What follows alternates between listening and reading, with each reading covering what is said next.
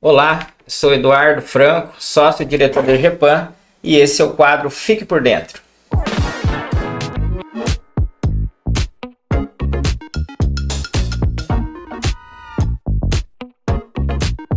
Hoje nós trataremos do tema Concurso Público para a Formação de Cadastro de Reserva.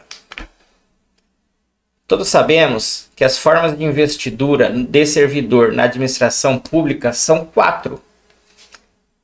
São elas: o concurso público para investidura de servidores em caráter efetivo ou permanente. Temos também a livre nomeação e exoneração, instituto utilizado para a nomeação de cargos ou empregos em comissão. Temos o processo seletivo, utilizado para as contratações por tempo determinado. E o mais novo é o processo seletivo público, criado para atender às situações de contratação e seleção, obviamente, de agentes comunitários de saúde e agentes de controle de endemias. A quinta forma, muito utilizada por órgãos públicos, é o concurso público para a formação de cadastro de reserva. Embora a ausência de previsão constitucional e legal, desde 2009 tal instituto tem crescido e já faz parte das práticas de gestão de pessoal na administração pública. Em regra, o cadastro de reserva não dá direito à nomeação. Por isso, tramita na Câmara dos Deputados o PL 3711 de 2023, que proíbe a realização de concursos públicos exclusivamente para a formação de cadastro de reservas, uma espécie de lista com aprovados à espera de abertura de vagas. Até que o assunto seja devidamente regulado e tenhamos uma norma disciplinando a conduta, os casos são tratados pelo Judiciário quando provocados por candidatos aprovados nas primeiras convocações. Esses casos acontecem quando o candidato se sente lesado por ter conquistado a primeira colocação e todo o processo, o prazo do concurso acaba se passando os 2 anos, e por vezes até prorrogado por mais 2 anos, e ninguém é contratado. E nesses casos os candidatos têm buscado o Judiciário para tentar assegurar pelo menos a vaga deste que conquistou lá a primeira colocação. Mas esses são assuntos analisados caso a caso pelo Judiciário. Enquanto isso, os tribunais de contas emitem recomendações sobre os editais, como é o caso do Tribunal de Contas aqui do Estado de São Paulo, que ilustraremos na sequência.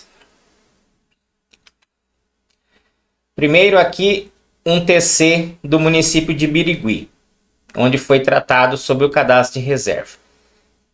Nesta avaliação, foi constatado que, dos 38 cargos postos em concurso, 10 não constavam com os respectivos números de vagas disponíveis, sendo consignados como CR, cargos no formato de cadastro de reserva.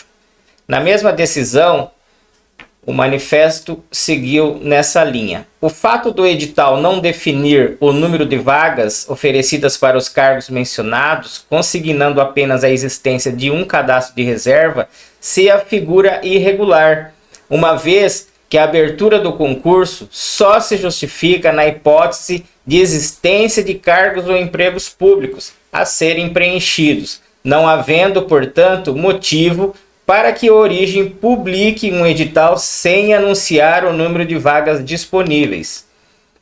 E segue: a exclusiva adoção de cadastro de reserva nos concursos públicos contraria o entendimento de que os candidatos aprovados dentro do número de vagas ofertadas no edital têm direito subjetivo à nomeação. O concurso público, cujo edital preveja apenas a formação de cadastro de reserva para um determinado cargo ou emprego público, contraria também o princípio da publicidade, impedindo que os administrados possam decidir com segurança se desejam ou não prestar o concurso. Registra-se que a utilização do cadastro de reserva nos editais de concursos públicos, processos seletivos, não se afigura irregular na hipótese dos editais preverem para cada cargo ou emprego público o número de cargos vagos a serem preenchidos, e no que exceder, os candidatos passariam a compor um cadastro de reserva para eventual chamamento em caso de novas vagas abertas no decorrer do prazo de validade do concurso ou processo seletivo. O que se veda, no entanto, é o uso exclusivo do cadastro de reserva. Aqui, a finalização nos concursos públicos, processos seletivos, sem qualquer menção do número de vagas disponíveis, no caso dos 10 cargos de início apontados. Vejamos outra decisão agora do município de Tupã, onde a conclusão foi a seguinte: recomendo a origem que não elabore editais exclusivamente para a formação de cadastro de reserva nas futuras admissões. Neste julgado de Tupã, houve a citação também de um TC do município de Taubaté, que eu trouxe aqui para vocês também.